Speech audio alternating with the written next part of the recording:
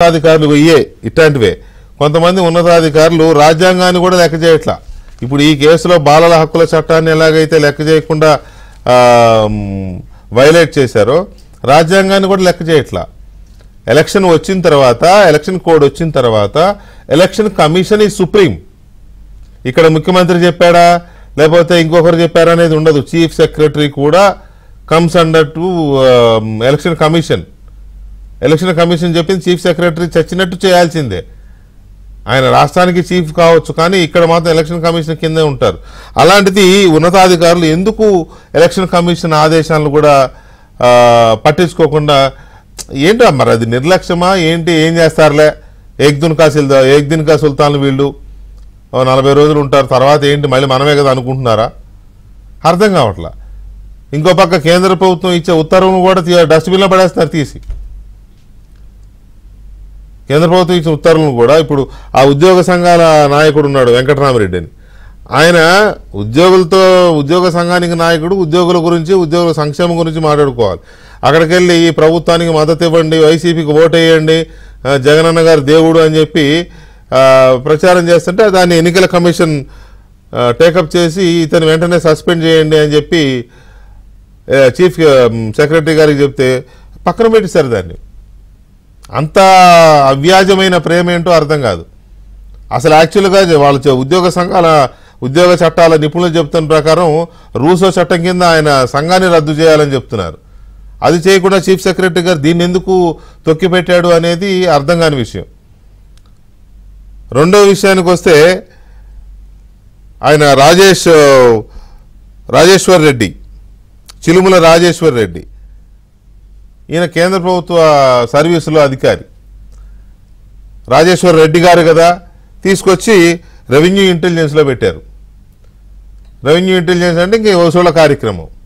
ఈయనేమీ లేదు, తెలుగుదేశం పార్టీకి నాయకులకు ఉన్న బిజినెస్ల మీద, లేకపోతే తెలుగుదేశం పార్టీకి సింపథైజర్స్గా ఉన్న వాళ్ళ బిజినెస్ల మీద, చేనేత కార్మికుల మీద, లేకపోతే ఇంకొక బిజినెస్ల మీద, లేకపోతే మైనింగ్ వీటి మీద పడడం, వాళ్ళని వేధించడం, సోదాలు అని చెప్పి వాళ్ళ పనులు ఆపేయడం, ఇవి జరుగుతున్నాయని పుంకాలుగా ఆరోపణలు వస్తున్నాయి. ఈ ఆరోపణలు వస్తుంటే కేంద్రానికి కంప్లైంట్ చేస్తే కేంద్రం అతను డిప్యుటేషన్ మీద ఉన్నాడు, క్యాన్సిల్ చేసి వెంటనే వెనక్కి పంపించాడంటే ఇప్పటికి 10 రోజులు అయింది కేంద్రం అడిగి. బట్ అది లెటర్ తొక్కి పెట్టారు, ఫైల్ కూడా. సో ఎందుకు ఈ రకంగా చేస్తున్నారు అనేది ఒక అంశం అయితే, ఇన్ని ఆరోపణలు వస్తున్నా ఎన్నికల సంఘం కూడా ఎందుకు మీనమేషాలు లెక్కిస్తోంది? ఎన్నికల సంఘం కూడా chief secretary, DGP, intelligence DGP వీళ్ళని ఎందుకు వెనకేసుకొస్తుంది? వీళ్ళ మీద ఎందుకు చర్యలు తీసుకోవడంలా? నిన్న ఆయన ఎండి బెవరేజెస్ ఆయనది వాసుదేవ్ రెడ్డిని మొత్తం మీద ఎన్నికల కమిషన్ ఆదేశాల మేరకు పక్కన పెట్టారు ఎన్నికల విధుల నుంచి. అసలు మెయిన్ వీళ్ళు కదా నడిపిస్తున్నది. మొన్న ఇప్పుడు ఇందాక మసూద్ రెడ్డి గారు చెప్పినట్టు మొన్న పెన్షన్ల వ్యవహారంలో పూర్తి తప్పంతా వీళ్ళదే. బందోబస్తు చేయకపోవడంలో పోలీసులు ఫెయిల్ అయ్యారు. ఎన్నికల సంఘం గతంలో ఎలా ఇచ్చారో పెన్షన్లు ఇంటికి తీసుకెళ్లి అలాగే ఇవ్వండి, కాకపోతే వేరే సిబ్బందిని వాడండి అని ఎన్నికల కమిషన్ చెబితే గాలి వదిలేస్తే వాళ్ళని తీసుకొచ్చి ఎండల్లో తీసుకొచ్చి ఇక్కడ పెడితే మరి 30 మంది చనిపోయారా, 40 మంది చనిపోయారా, 10 మంది చనిపోయారా? చనిపోయారు. దానికి ఎవరిని బాధ్యులు చేయాలా? వాళ్ళ మీద ఎందుకు చర్యల్ని ఎందుకు స్పేర్ చేస్తోంది ఎన్నికల కమిషన్ ఉత్తర్వులను ధిక్కరిస్తున్నా లేదా కేంద్ర ప్రభుత్వ ఉత్తర్వులను పక్కన పెడుతున్నా కూడా మరోవైపు ప్రజల విషయంలో కూడా ఇష్టారాజ్యంగా అధికార పార్టీకి వత్తాసు పలుకుతున్న ఉన్నతాధికారుల విషయంలో ఎందుకు ఇంకా ఈ నాన్సుడు ధోరణి జరుగుతోంది అనే దాని మీద చర్చను చూస్తున్నాం. చర్చలో మనతో మధుసూదన్ రెడ్డి గారు కంటిన్యూ అవుతున్నారు. అలాగే సీనియర్ జర్నలిస్ట్ గోసాల ప్రసాద్ గారు జాయిన్ అయ్యారు. And Bharatiya Janata party senior నాయకులు పాతూరు నాగభూషణ్ గారు జాయిన్ అయ్యారు. అండ్ పట్టాభిరామ్ గారు కంటిన్యూ అవుతున్నారు, తెలుగుదేశం పార్టీ ప్రతినిధి. సో ముందుగా ప్రసాద్ గారు గుడ్ ఈవినింగ్. గుడ్ ఈవినింగ్ అండి. ప్రసాద్ గారు, ఈ అధికారుల విషయంలో మొదటి నుంచి వస్తున్నది చీఫ్ సెక్రటరీ, డీజీపీ, ఇంటెలిజెన్స్ ఇలాంటి పేర్లు వినబడుతున్నాయి. కానీ నిన్న వాసుదేవ్ రెడ్డి గారిని ఎండి బెవరేజెస్ ఆయన్ని తప్పించారు. కానీ ఇక్కడ మొన్న కొల్లి రఘురామరెడ్డి గారిని వారం రోజుల క్రితం తప్పించారు, ఎక్కడికి అస్సాం ఎక్కడికి పంపించారు. కానీ ఈ జరుగుతున్న అన్ని ఇందాక నేను చెప్పాను సీక్వెన్స్ ఆఫ్ వాళ్ళు చేసిన పొరపాట్లు కావచ్చు, లేకపోతే వాళ్ళు చేస్తున్న నిర్లక్ష్యపు నిర్ణయాలు కావచ్చు, వీటి విషయంలో ఎందుకు స్పేర్ చేస్తున్నారు ఎలక్షన్ కమిషన్ అనుకుంటున్నారు మీరు? ఒకటి, భారతీయ జనతా పార్టీ ఆంధ్రప్రదేశ్లో ఎన్నికలు ఫెయిర్గా జరగాలనుకున్నప్పుడు, నిజంగానే అది ఒక ప్రతిపక్ష కూటమితో చేతులు కలిపినప్పుడు ఈ పార్టీకి ఆంధ్రప్రదేశ్లో అధికార యంత్రాంగం చాలా గట్టిగా షేకప్ అవుతుందని అందరూ ఊహించారు, అందరూ కూడా ఆశించారు కూడా. అంటే మీరు గత ఏడాది తెలంగాణలో జరిగిన ఎన్నికల్లో ఎన్నికల సంఘం 4 జిల్లా కలెక్టర్లని 13 మంది ఐపీఎస్ ఆఫీసర్లు ట్రాన్స్ఫర్ చేసింది. అందులో కేవలం 25 రోజులు 30 రోజులు కొత్త పోస్టులో పనిచేసిన వాళ్ళు కూడా ట్రాన్స్ఫర్ చేసింది.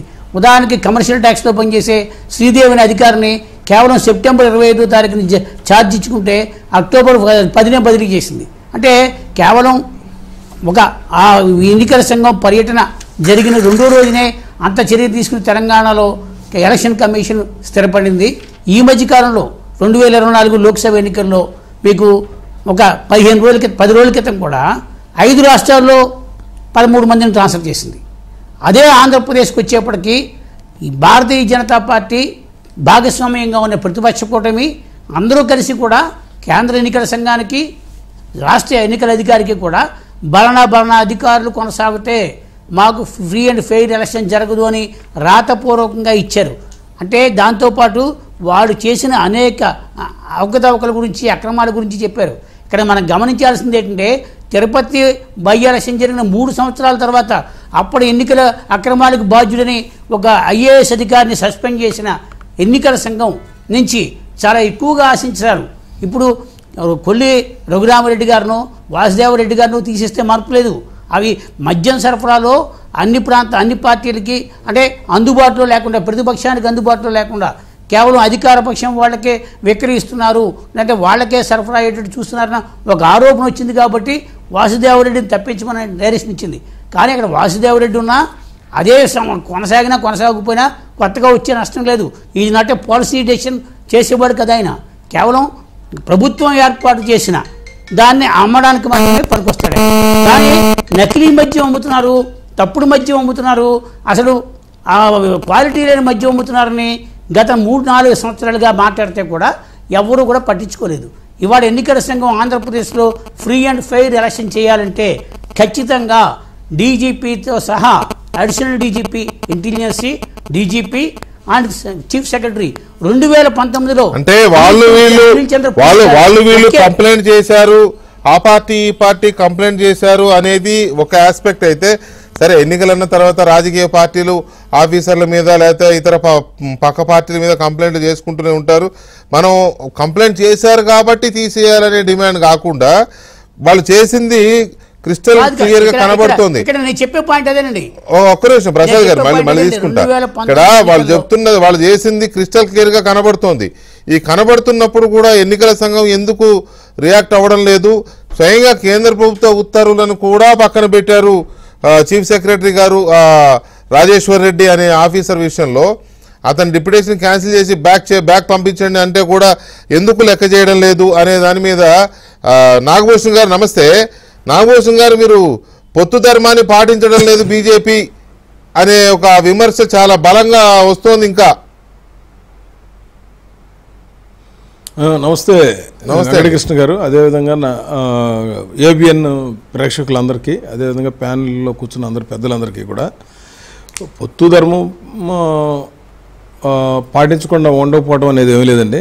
మీరు చూస్తారు ఇంకొక వారం 10 రోజుల్లో రేపు నుంచి నామినేషన్లు స్టార్ట్ అవుతున్నాయి.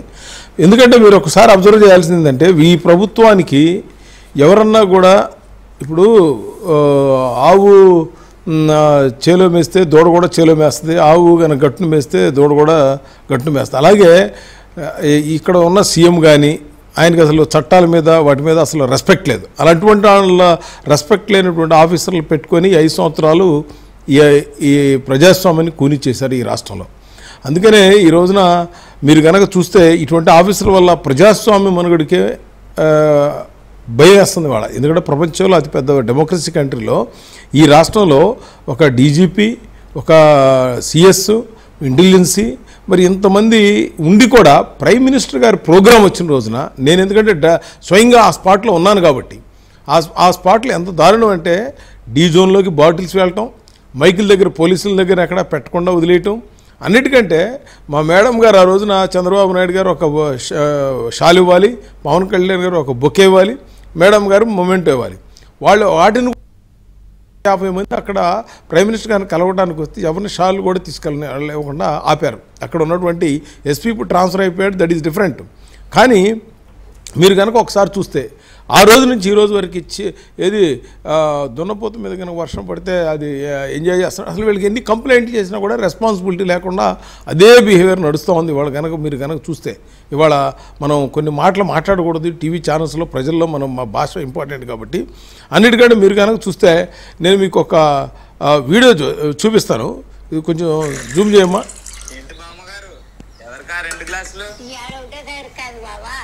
నా కొడుకు జగన్ వస్తున్నాడు అని చూస్తున్నా.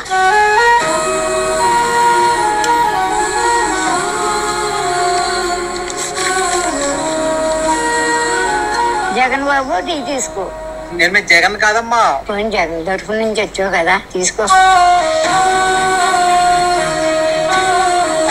జగన్ బాబు నిన్ను దేవుడు చల్లగా చూడాలి. దేశంలో అత్యధిక మొత్తం 3,000 రూపాయల పెన్షన్, అత్యధిక సంఖ్యలో ప్రతి నెల సుమారు 66 లక్షల మందికి పైగా ఇస్తున్న రాష్ట్రం ఆంధ్రప్రదేశ్ ఒక్కటే. 1వ తేదీన టంచంగా లబ్ధిదారుల ఇంటి వద్దకే వెళ్లి పెన్షన్ అందించే ఏర్పాటు చేశారు జగనన్న. ఈ 58 నెలల్లో 88,651 కోట్ల రూపాయలను కేవలం పెన్షన్లు చేసింది జగనన్న ప్రభుత్వం. మా నమ్మకం ఇవే జగన్. కాదండి, ఈ వీడియో ఎందుకు చూపించానంటే నేను అసలు ఇది గవర్నమెంట్ ఎంప్లాయీ ఇచ్చే ఒక యార్డుని, గవర్నమెంట్ ఎంప్లాయీ ఇచ్చే యార్డుని వాళ్ళు గవర్నమెంట్ ట్యాగు అన్నీ ఉన్నాయి. అది ఏ విధంగా పర్మిషన్ ఇచ్చారు ఎలక్షన్ కమిషన్ కానీ ఆఫీసర్లు కానీ లేకపోతే అనేది ఒకటి ఇంపార్టెంట్ పాయింట్. ఎందుకంటే అది గవర్నమెంట్ ఎంప్లాయీ డిస్ట్రిబ్యూట్ చేసే కార్యక్రమం.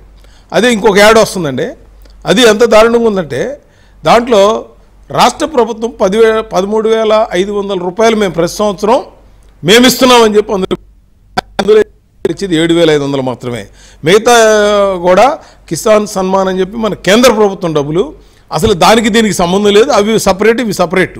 అంటే యాడ్స్లో కూడా ఈ రోజున ఇంత పచ్చబద్దాలు చెప్తా ఉన్నారంటే అదే కదా నాగభూషణ గారు, అందుకే కదా ఇంత జరుగుతుంటే కూడా ఎందుకు ఎలక్షన్ కమిషన్ స్పేర్ చేస్తోంది, ఎందుకు ఎలక్షన్ కమిషన్ వాళ్ళ మీద చర్యలకు దిగడం లేదు అనే దగ్గరే వస్తోంది. ఇది కేంద్రం వైపు చూస్తున్నారు అందరూ. వెంకటేష్ గారు నిన్న ఒక్క మాట నిన్న ఢిల్లీలో నాదెళ్ల మనోహర్ గారు, మా నేషనల్ జనరల్ సెక్రటరీ గారు, అదే మన రవీందర్ గారు ఎంపీ గారు, వీళ్ళందరూ కూడా అక్కడికి వెళ్ళి జీవీఎల్ నరసింహారావు వీళ్ళందరూ వెళ్ళి సెంట్రల్ ఎలక్షన్ కమిషన్ దగ్గర రిప్రజెంటేషన్ ఇచ్చారు. ఏవైతే ఇప్పుడు మనం డిస్కస్ చేస్తున్నామో నిన్న ఇచ్చారు. నిన్న దాని మీద ఇప్పుడు నెక్స్ట్ 2 డేస్లో యాక్షన్ తీసుకోపోతే ఈ ఎలక్షన్లు సరిగా జరగవు. వీళ్ళు ఇక్కడ అంతా కూడా ఎలక్షన్ స్టంట్స్. ఇప్పుడు నిన్న మీరు ఇందాక డిస్కషన్ చూస్తూ ఉన్నాం, ఒక గులకరాయ్ డ్రామా ఏ విధంగా జరిగిందో. వాళ్ళంతా కూడా వచ్చారు పాపం, వడ్డేర్లు అంట వాళ్ళు. 13 ఏళ్ల పిల్లల్ని తీసుకొస్తే సరే రేపు పొద్దున్న రండమ్మా మీ ఫ్యామిలీస్ అందరూ వచ్చి కలుస్తూ ఉన్నారు. మా స్టేట్ బీజేపీ ఆఫీస్కి వస్తున్నారు రేపు అందరూ కూడా వాళ్ళు. అంటే వీళ్ళు ఏదో చేసి మసిపూసి మారేడిపోయి చేద్దామని తప్పితే ఇవాళ ఎలక్షన్లో ఓడిపోతామని తెలిసిందండి. నెంబర్ 1 ఇక్కడ పాయింట్ వెంకటకృష్ణ గారు ఏం పాయింట్ చెప్పాలంటే, జగన్మోహన్ రెడ్డి ఏం ఊహించాడంటే బీజేపీ టీడీపీ జనసేన కలిస్తే ఓటు ట్రాన్స్ఫర్ అవుతుందని డిసైడ్ అయ్యండి. కానీ ఊహించిన విధంగా ఈ రోజున 3 పార్టీలు పైన మండల లెవెల్, జిల్లా స్థాయిలో, గ్రామ స్థాయి వరకు కూడా కలిసిపోయారు. ఇవాళ కలిసిపోయి ఓట్ ట్రాన్స్ఫర్ అనేది ఈజీగా కనపడతా ఉంది. ఈ ఆంధ్ర వికసిత్ భారత్ అనే ఒక స్లోగను, అదే అవన్నీ మీరు క్యాంపెయిన్ చేయండి సార్. వికసిత్ భారత్ లేకపోతే ఓట్ ట్రాన్స్ఫర్ చేయండి.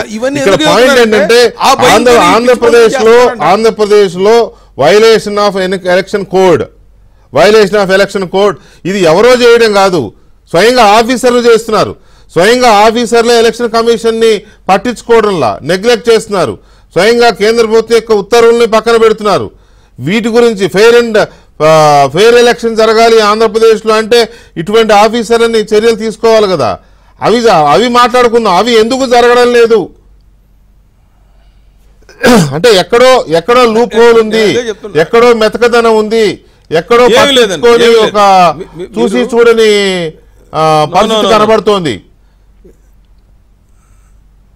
లేదు మీకు 100% మీకు నెక్స్ట్ ఫ్యూ డేస్లో ఎవరైతే ఈ యొక్క ఎలక్షన్ని అబాస్పాలు చేద్దామని వాళ్ళందరి మీద సీరియస్ యాక్షన్ ఉంటుంది. కొత్త టీం రాబోతూ ఉంది, సెంట్రల్ మిలిటరీ కూడా వస్తూ ఉంది. ఇక్కడ ఈ పోలీస్ వ్యవస్థలో కింద స్థాయి ఎవరు లేరండి. మళ్ళీ అది కూడా చెప్తున్నా, ఎంప్లాయీస్ కింద స్థాయిలో ఎవరు కూడా కింద స్థాయి అదే పైన కొంతమంది మాత్రమే. వెంకటకృష్ణ గారు, మనం అందరం ఘాటి కట్టకూడదు. ఎందుకు చెప్తున్నా, పైన ఒక స్థాయి కొంతమంది మాత్రమే, అందరూ ఐపీఎస్లు కాదు, అందరూ ఐఏఎస్లు కాదు, ఒక 20 మంది ఉన్నారు. వీళ్ళు ఒక టీం లాగా ఏర్పడి దీన్ని ఒక ఏది ఈ ఎలక్షన్ ఎట్టా గెలిపించాలి, జగన్మోహన్ రెడ్డి తీసుకురావాలని ఒక కార్యక్రమంగా పెట్టుకున్నారు తప్పితే వీళ్ళందరూ కూడా రేపు మీరే చూస్తారు. చూస్తాం. పటాభి గారు గత ఎన్నికలప్పుడు 2019 ఎన్నికలప్పుడు జగన్మోహన్ రెడ్డి గారు ఒక లెటర్ రాయగానే చీఫ్ సెక్రటరీని లేపేశారు. జగన్మోహన్ రెడ్డి గారు ఒక లెటర్ రాయగానే డీజీపీని లేపేశారు. చూసిందే కదా అప్పుడు. కానీ ఇప్పుడు అంటే మీరు అడిగారు కాబట్టి తీసేయమని నేను అనడంలా, కానీ so many violations are there. మొన్న 1st తారీఖు పెన్షన్లప్పుడు ఎంత రచ్చ జరిగిందో, ఎంతమంది చనిపోయారో కనపడుతుంది అక్కడ. అయినా కూడా ఎక్కడ ఉలుకు లేదు, పలుకు లేదు. ఎందుకని? వీకే గారు, ఇక్కడ తెలుగుదేశం పార్టీ పక్షాన్ని నేను ఒక విషయం చాలా స్పష్టంగా తెలియజేయదలుచుకున్నా. అదేంటంటే, మేము ఇవాళ రాష్ట్రంలో బాధ్యతలు నిర్వర్తిస్తున్నటువంటి ఏ ఒక్క అధికారిని ఏదో వ్యక్తిగతంగా మాకు ఇష్టం లేదనో, ఏదో ఇంకొక రకంగా అతని మీద ఒక రకమైనటువంటి అక్కస్తోనో మేము అతన్ని తొలగించమని చెప్పి ఎలక్షన్ కమిషన్కి ఫిర్యాదు చేయటం లేదు. మేము కొన్ని వాస్తవాల ఆధారంగా, ఆ ఆఫీసర్స్ యొక్క పనితీరు ఆధారంగా, వాళ్ళు చేస్తున్నటువంటి తప్పుడు నిర్ణయాల ఆధారంగానే వాళ్ళు ఆ పదవిలో కొనసాగటానికి అనర్హులు. రాష్ట్రంలో ఎన్నికలు సజావుగా జరగాలంటే వాళ్ళు ఆ పదవిలో కొనసాగకూడదని చెప్పి మేము అడుగుతా ఉన్నాం. అంతేగాని మాకు వ్యక్తిగతంగా ఎవరితోనూ ఎటువంటి విరోధాలు లేవండి. ఉదాహరణకి సిఎస్ జవహర్ రెడ్డి గారు ఉన్నారండి.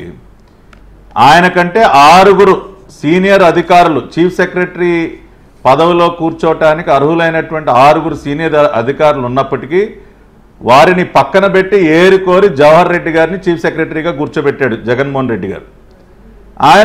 దాంతో ఆయన అమితమైనటువంటి స్వామి భక్తి ప్రదర్శిస్తూ ఉన్నాడు. ఇవాళ జిల్లాలకి కలెక్టర్లు నియమించడంలో కానివ్వండి, లేకపోతే ఎస్పీలు కానివ్వండి, రకరకాల స్థాయిలో ఉన్నటువంటి అధికారులు మొన్న ఎన్నికలకు ముందు, ఎన్నికల నోటిఫికేషన్ రావడానికి ముందు ఎంత బ్రహ్మాండంగా అపాయింట్ చేశాడు సార్. పెద్దిరెడ్డికి కావాల్సిన వాళ్ళు పెద్దిరెడ్డికి, సుబ్బారెడ్డికి కావాల్సిన వాళ్ళు సుబ్బారెడ్డికి, విజయసాయిరెడ్డికి కావాల్సిన వాళ్ళు విజయసాయిరెడ్డికి, ఎవరికి కావాల్సినటువంటి అధికారిని ఎక్కడ కావాలంటే అక్కడ రేపు ఎన్నికల్లో వీళ్ళకి కావాల్సినటువంటి దౌర్జన్యాలు, అరాచకాలు చేయడం కోసం బ్రహ్మాండంగా అపాయింట్మెంట్లు ఇచ్చేశాడు. అదేవిధంగా ముఖ్యమంత్రి కార్యాలయంలో ఉన్నటువంటి ధనుంజయ రెడ్డితో కొమ్మక్కయ్యి సిఎఫ్ఎంఎస్ ఏదైతే చెల్లింపులు ఉంటాయో, ఆర్థిక పరమైనటువంటి బిల్ పేమెంట్స్ ఏవైతే ఉంటాయో, సిఎఫ్ఎంఎస్ వైలేషన్స్ అన్ని తొంగలో దొక్కి మార్చి 31వ తేదీ మనం చాలాసార్లు డిబేట్ చేసాం వీకే గారు. కొన్ని వేల కోట్ల రూపాయలు మార్చి నెలలో జగన్మోహన్ రెడ్డి బినామీలకు దోచిపెట్టాడు. ఈ జవహర్ రెడ్డి మొత్తం రాష్ట్ర ఖజానాని ఖాళీ చేసేశాడు. ఎన్ని పేమెంట్లు అండి? పెద్దిరెడ్డి పిఎల్ఆర్ కంపెనీ కొన్ని 100 కోట్లు, షిరిడి సాయి ఎలక్ట్రికల్స్ ఇంకొన్ని 100 కోట్లు. ఎవరికి ముఖ్యమంత్రి ఎవరికి దోచిపెట్టమంటే అది దోచిపెట్టేసి ఖజానానే ఖాళీ చేశాడు ఈ సిఎస్. అదేవిధంగా ఇందాక రెడ్డి గారు చెప్పినట్టు, ఎస్ మొన్న పెన్షన్లు అంతమంది చనిపోయారంటే A1 ముద్దాయి జవహర్ రెడ్డి. ఎన్నికల కమిషన్ ఆయన ఇంటింటికి వెళ్ళి పెన్షన్లు ఇవ్వద్దని చెప్పిందా? ఎందుకని మీరు వచ్చే ముసలి వాళ్ళందరినీ బలవంతంగా సెక్రటేరియట్కు రప్పించారండి? మేము స్వయంగా వెళ్ళి రిక్వెస్ట్ చేశాం సార్. తెలుగుదేశం పార్టీ ఒక బృందాన్ని పంపించింది. సార్ ఇది కరెక్ట్ కాదు, ఎన్నికల కమిషన్ ఇంటింటికి వెళ్ళి పెన్షన్లు ఇవ్వద్దని చెప్పలేదు, ఇదిగో ఆల్టర్నేటివ్ మీ దగ్గర ఇన్ని లక్షల మంది ఉద్యోగులు ఉన్నారని చెప్పినా సరే దుర్మార్గంగా, కుట్రపూరితంగా అంతమంది చావుకి కారకుడయ్యాడు ఈ జవహర్ రెడ్డి. ఆయన్ని ఏ రకంగా కొనసాగించాలి సార్ చీఫ్ సెక్రటరీ పోస్ట్లో? ఇమ్మీడియట్గా రిమూవ్ చేయమని అడిగాం. అదేవిధంగా డీజీపీ కసిరెడ్డి రాజేంద్రనాథ్ రెడ్డి, ఈయన గారి కంటే 13 మంది సీనియర్ ఆఫీసర్లు డీజీపీ పోస్టులో కూర్చోటానికి 13 మంది సీనియర్ ఆఫీసర్లు ఈయన పైనుంటే వాళ్ళందరినీ పక్కన పెట్టి ముఖ్యమంత్రి జగన్ రెడ్డి ఈయన డీజీపీ చేశాడు. ఎంత అద్భుతంగా స్వామి భక్తి ప్రదర్శిస్తూ ఉన్నాడో మొన్న ప్రధానమంత్రి మోడీ గారి సభ చూస్తేనే అర్థమైపోయింది కదా వీకే గారు. ప్రధానమంత్రి గారి సభకే దిక్కులేదు సార్. ప్రధానమంత్రి గారి సభకే భద్రతా ఏర్పాట్లని గాలి కొదేశాడు ఈ డీజీపీ. ఆయన అరువుడు ఆ పదవిలో కూర్చోటానికి. ఇంటెలిజెన్స్ డీజీ పిఎస్ఆర్ సీతారామాంజనేయులు గారు, ఆయన గారైతే ఒక ప్రైవేట్ సైన్యాన్ని క్రియేట్ చేశాడు ఇవాళ జగన్మోహన్ రెడ్డి కోసం. కర్నూలులో ఆ రోజు జరిగినటువంటి అవినాష్ రెడ్డి డ్రామా మనం చూసాం కదా. సిబిఐ వాళ్ళు అరెస్ట్ చేయడానికి వెళితే వాళ్ళకి అడ్డంగా అక్కడ ఉన్నటువంటి పోలీసు ప్రైవేట్ సైన్యాన్ని దింపాడు. అవినాష్ రెడ్డికి కాపలాగా మొత్తం అక్కడ రౌడీల్ని గోండాల్ని ప్రైవేట్ సైన్యాన్ని దింపిందే ఈ పిఎస్ఆర్ ఆంజనేయులు గారు సార్. ఇవాళ ఫోన్ ట్యాపింగ్ విచ్చలవిడిగా ఫోన్ ట్యాపింగ్ చేయిస్తా ఉన్నాడు. తెలంగాణలో ఏ విధంగా చేయించారు అక్కడ, ఇవాళ ఆంధ్రప్రదేశ్లో సీతారామాంజనేయుల నేతృత్వంలో జరుగుతోంది. మొన్న మధ్యనే మీరు చూసారు 2 రోజుల క్రితం లోకేష్ గారి మొబైల్ ఫోన్కి యాపిల్ కంపెనీ వాళ్ళే ఒక వార్నింగ్ మెసేజ్ పంపించారు. మీ ఫోన్ ని హ్యాక్ చేసే ప్రయత్నాలు జరుగుతూ ఉన్నాయి, మీరు జాగ్రత్తగా ఉండండి అని చెప్పి యాపిల్ కంపెనీ వాళ్ళు లోకేష్ గారికి మెసేజ్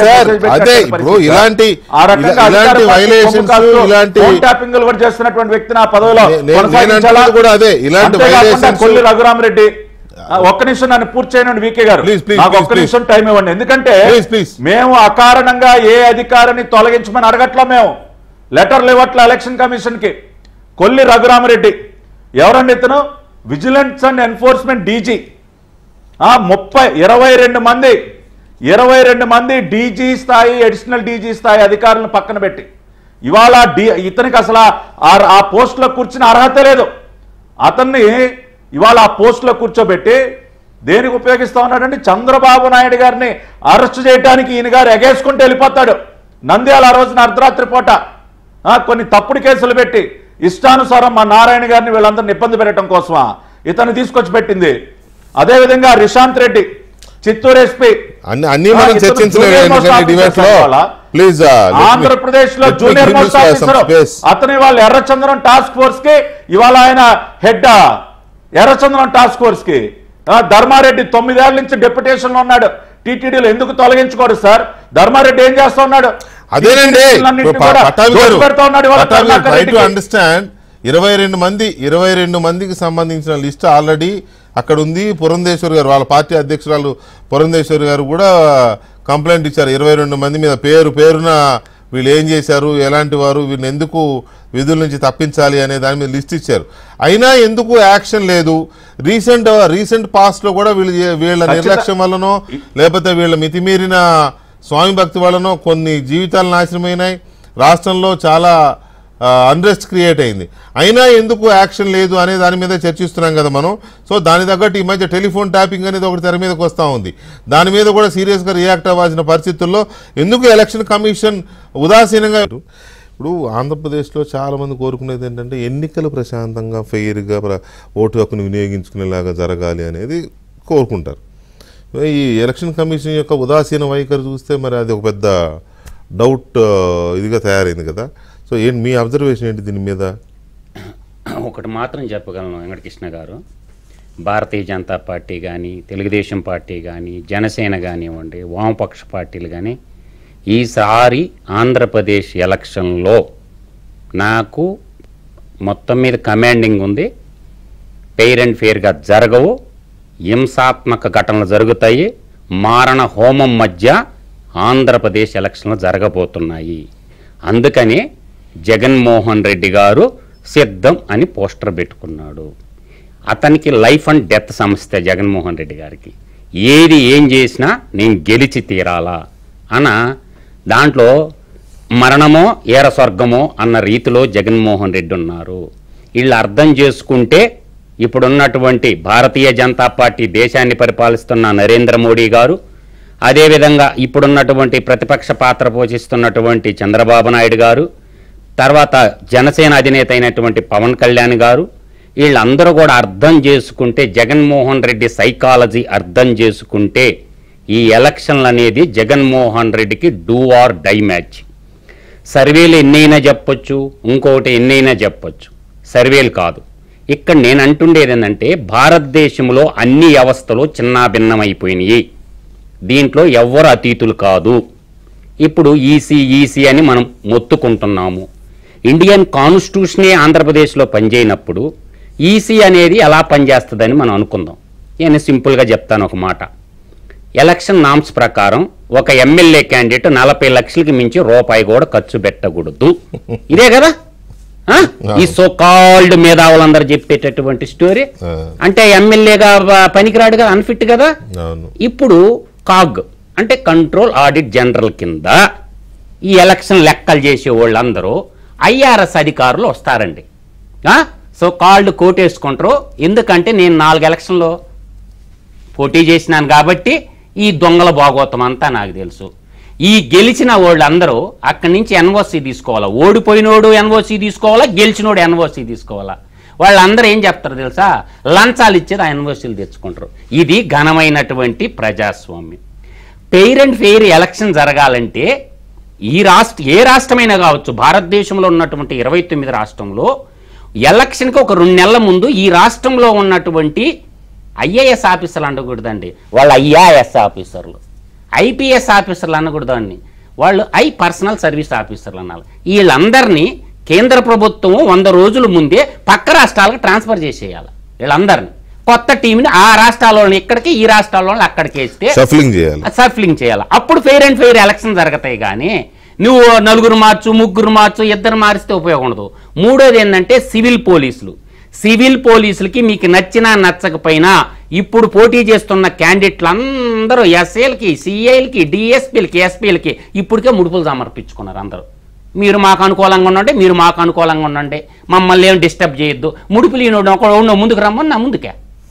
అందువల్ల భారతదేశంలో ప్రజాస్వామ్యం అనేది పుస్తకాల్లో ఉంటది, పేరుకే ఉంటది. వెంకటకృష్ణ గారు పేపర్ పూలి అంతకు తప్ప ఇక్కడ పత్తిత్తులు ఎవరూ లేరు. భారతదేశంలో ప్రజాస్వామ్యం చచ్చిపోయింది, ఓన్లీ క్యాపిటలిజమే పనిచేస్తుందని మాత్రం నేను స్పష్టంగా చెప్పగలను. గుండె మీద చెయ్యేసుకొని నేను 40 లక్షలే ఖర్చు పెట్టి ఎమ్మెల్యేనైనాను, నేను ఎన్ఓసి తీసుకున్నానని ఒక్క అభివృద్ధిని వచ్చి అందువల్ల ఏంటంటే ప్రజాస్వామ్యం అనేది చచ్చిపోయింది. ఎవరికి ధైర్యం ఉంటే వాళ్ళు కొట్లాడి గెలవటమే. 40 లక్షలు అనేది జోక్. నా అంచనా ప్రకారం 100 నుంచి ఒక ఎమ్మెల్యే కాన్స్టిట్యున్సీకి 250 కోట్లు ఖర్చు పెడుతున్నారు. నాగభూషణ్ గారు, ఇది ఒక స్ట్రాంగ్ ఒపీనియన్ ఏంటంటే ఫెయిర్ ఎలక్షన్ జరగదేమో అనే భయం అందరిలో గూడు కట్టుకొని ఉంది. మరి మీ కూటమి పొత్తు పెట్టుకుంది కూడా దానికోసమే అని చెప్తారు మరి. కానీ అదే ఇప్పుడు అందరికీ సంశయంలో పడింది. కేంద్రం నుంచి ఏమైనా మీకు సిగ్నల్స్ ఉన్నాయా, ఫెయిర్ ఎలక్షన్ జరుగుతుంది ఈ రకంగా అని ఆ భరోసా ఇవ్వగలరా ప్రజలకి? వెంకటకృష్ణ గారు 2 నిమిషాలు నాకు టైం అండి, నేను కంప్లీట్ చేస్తా. ఏంటంటే మొన్న మోడీ గారు మేనిఫెస్టో రిలీజ్ చేసిన ఒకటే చెప్పారు, జూన్ 6 తర్వాత ఈ దేశంలో ఎవడైనా అవినీతి పరుడు జైలుకి వెళ్లాల్సిందే. అంత ధైర్యం ఎవరు చెప్పరు. ఎందుకు చెప్పారు మీకు దాన్ని బట్టి అర్థం కావాలి. ఎందుకంటే ఈ అవినీతి అనేది ఇప్పటికే భారతదేశంలో చాలా వరకు ఎక్కడ కేంద్ర ప్రభుత్వం లేకుండా ఉంది. నెంబర్ 1 అది పక్కన పెట్టండి. రాష్ట్రానికి వస్తే ఈ జవహర్ రెడ్డి గారు అనే ఆయన లోకల్ బాడీస్ ఇంత గందరగోళం జరుగుతుంటే ఈయన ఆపద్ధర్మ ప్రభుత్వం ఉన్నప్పుడు హౌ ఈ కెన్ ట్రాన్స్ఫర్ ద అమౌంట్ అంటే లోకల్ బాడీస్కి వచ్చిన 988 కోట్ల డబ్బుల్ని తీసుకెళ్లి ఆయన వేరే వాటిని జగన్మోహన్ రెడ్డి ఏం చేశారు? మీరు మీ బీజేపీ కార్పొరేటర్ అభివృద్ధి చేయి నరికేశారు. ఏం చేశారు మీ మోడీ అమిత్ షా గారు? దానికి సమాధానం చెప్పండి. ఒక్క నిమిషం ఆగండి, నేను చెప్తాను. నేను కంప్లీట్ అయిన తర్వాత మీరు అప్పుడు అడుగుతారు కానీ నేను చక్కగా సమాధానం చెప్తా. నేను అనేది ఏంటంటే ఆ 988 కోట్ల రూపాయలని ట్రాన్స్ఫర్ చేశారు. ఎలా చేస్తారు జవహర్ రెడ్డి గారు అసలు? నేను అడుగుతున్నాను ఒకటి. రెండోది సార్ అడుగుతున్నాను నేను చెప్పండి. నేను మన టీవీ ద్వారా ఇంకోటి అన్నిటికంటే మొన్న ఇంతవరకు మసూద్ ఫైబర్ నెట్ ఎండి గారు ఆ రోజున మోడీ గారిది 4 గంటల నుంచి 8 గంటల వరకు సర్వర్ పని చేయాల ఫైబర్ నెట్ది. ఎందుకు పని చేయలేదంటే దాని మీద అంట జగన్మోహన్ రెడ్డి గారి బొమ్మ ఉందంట, ఆ బొమ్మ తీయడానికి కోసం చెప్పి సర్వర్ మొత్తం ఆఫ్ చేశారు. ఈ రోజుకి కూడా ఏబిఎన్ కానీ TV5 కానీ అందులో రావట్లా. ఇది నేను మొన్న మేము లెటర్ రాసాం, మీరు అన్ని ఛానల్స్కి అవకాశం ఇవ్వాలి, మీరు ఎట్లా ఆపుతారు మీరు అని. అదొకటి. నేను 2వ పాయింట్. ఇంకోటి 3వ పాయింట్, ఆఫీసర్లు ట్రాన్స్ఫర్ చేయమని ఎలక్షన్ కమిషన్ ఇచ్చింది. ఒకటి లక్ష్మీ షా, అక్కడ తిరుపతి కలెక్టర్గా ఉన్న అతను తీసుకెళ్లి ఆరోగ్యశ్రీకి వేశారు. ఇక్కడ ఆరోగ్యశ్రీకి వాళ్ళు ఏం చేస్తున్నారు, ఇక్కడికి వచ్చి వాళ్ళు GIDలో రిపోర్ట్ చేయమంటే ఎలా చేస్తారండి జవహర్ రెడ్డి గారు? అంటే మనం ఇంకో 6 నెలల్లో రిటైర్ అయిపోతున్నాం కదా, మనం ఏం చేసినా సరిపోతుంది అనుకుంటున్నారంటే నాకేం అర్థం కాల. సో అక్కడ ఆరోగ్యశ్రీ లేదు, హాస్పిటల్ వాళ్ళని బెదిరిస్తూ ఉన్నారు. ఇంకొక ఆయన ఉన్నాడు అనంతపురం గౌతమ్, ఆయన తీసుకెళ్లి గౌతమిని టీటీడీ జేయూగా వేశారు. వీళ్ళందరినీ ఎక్కడ రిపోర్ట్ చేయమన్నారు? GIDలో. ఇప్పుడు అక్కడ వీళ్ళందరూ కూడా భక్తుల్ని దర్శనాలు చేపించడం ఒక కార్యక్రమంగా పెట్టుకొని జరుగుతూ ఉంది. మీరు ఒక్కసారి నేను ఎందుకు చెప్తున్నానంటే CS గారు కానీ DGP కానీ లేదా ఇంటెలిజెన్సీ సీతారామాంజలి గారు రావచ్చు, కొల్లి రఘురామరెడ్డి, వీళ్ళందరూ కూడా వీళ్ళు ఆఫీసర్లు ఐఏఎస్ ఐపీఎస్ అని మర్చిపోయి వాళ్ళు ఈ రాష్ట్రంలో ఇన్ని సంవత్సరాలు స్వతంత్రం వచ్చిన తర్వాత ప్రపంచంలో తలెత్తుకున్న డెమోక్రసీని అపహాస్యం చేస్తూ ఉన్నారు. దీనికి ఇందాక అన్నట్టుగా మరి ఫోన్ ట్యాపింగ్లు కూడా అందులో అనుమానమే లేదు. ఇప్పుడు ఆల్రెడీ ఈ తెలంగాణలో ఏం జరుగుతుందో చూసాం. ఇప్పుడు ఇక్కడ కూడా రేపు దీన్ని కూడా బయటికి తెస్తారు. దీని గురించి ఏం అవసరం. అన్నిటికంటే ఇందాక 13 ఏళ్ల కుర్రాడి మీద కేసులు పెడతాం ఏంటంటే అసలు ఇవాళ ఈ కేసును అడ్డం పెట్టి ఈ రాయి కేసును అడ్డం కనపడడానికి ఒక వ్యూహం ఇది చూస్తా ఊరుకునే పరిస్థితి కాదు. 2 రోజుల్లో దీని సరైన రిజల్ట్ వస్తుందని చెప్పి నేను మీకు 100% ఎక్కడ కాంప్రమైజ్ అయ్యలేదు. ఫేర్ ఎలక్షన్ జరుగుతాయి. ఎందుకంటే వాళ్ళకి తెలుసు 160 సీట్లు అసెంబ్లీ, 24 పార్లమెంటు, ఢిల్లీలో ప్రసాద్ గారు ఈ అంశాలకు సంబంధించి లేకపోతే ఎలక్షన్ కమిషన్ కొంతమంది సీనియర్స్ ని టాప్ ఆఫీషియల్స్ స్పేర్ చేస్తున్న తీరు మీద ఐఏఎస్ ఐపీఎస్ లో ఎలాంటి చర్చ జరుగుతోంది? 2 minutes ప్లీజ్. ఒక రేంజ్కి సంబంధించిన అధికారి ఏం చెప్పారంటే ఈ డీజీపీ ఉండగా ఈ ఎన్నికలు మేము ప్రజలు ఆశించినట్టుగా జరుగుతాయని మేము ఊహించలేదని నిన్నే చెప్పాడు. అంటే టాప్ టు బాటం డీజీపీ స్థాయి నుంచి కింద సర్కిల్ ఇన్స్పెక్టర్ స్థాయి వరకు నేరుగా ప్రభుత్వానికి సంబంధించే ఈ ప్రభుత్వం కాపాడుకోవాలి, ఈ జగన్ ప్రభుత్వం రావాలని భజన చేసే యంత్రాంగం ఐఏఎస్లో కన్నా ఐపీఎస్లోనే ఎక్కువ ఉంది. కోస్తా జిల్లాలకు సంబంధించిన ఒక ఐజీని ఈ మధ్య మారిస్తే కొత్తగా వచ్చిన ఐజీ చెప్పిన మాట ఏంటంటే డీజీపీ మారకపోతే మేమేమి చేయలేము అని చెప్పాడు. అంటే దీన్ని బట్టి మనం అర్థం చేసుకోవాల్సింది ఏంటంటే జగన్మోహన్ రెడ్డి ప్రభుత్వం టాప్ టు బాటం ఒక సెలెక్టెడ్ పర్సన్స్నే పెట్టుకుంది. వాళ్ళు కేవలం ఎన్నికలు రేపు తెల్లారితే నామినేషన్ సందర్భంలో కూడా ఇంకా అధికార యంత్రాంగంలో మార్పు రాలేదు. ఇంకా ఒక వర్గం పూర్తిగా జగన్ వస్తాడు లేదంటే ప్రతిపక్షం వస్తుందనే డైలమాలో ఉన్నారు. అంటే అర్థం ఏంటండి, బీజేపీకి ఖచ్చితంగా ఫెయిర్ ఎలక్షన్ దేశంలో జరుగుతుంది.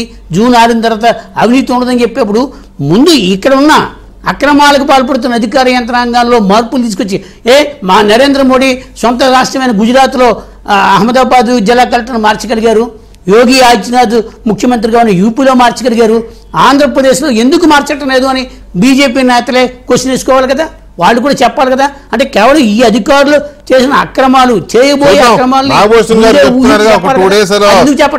ఎలాంటి మార్పులు జరుగుతాయో చూడండి. నాగభూషణ్ గారు హామీ ఇస్తున్నారు చూద్దాం. ఆయన చెప్పిన ప్రకారం జరుగుతాయి. కాదు ఆంధ్రప్రదేశ్ లో ఎన్నికలు ఫెయిర్ ఎలక్షన్ జరుగుతాయని కూడా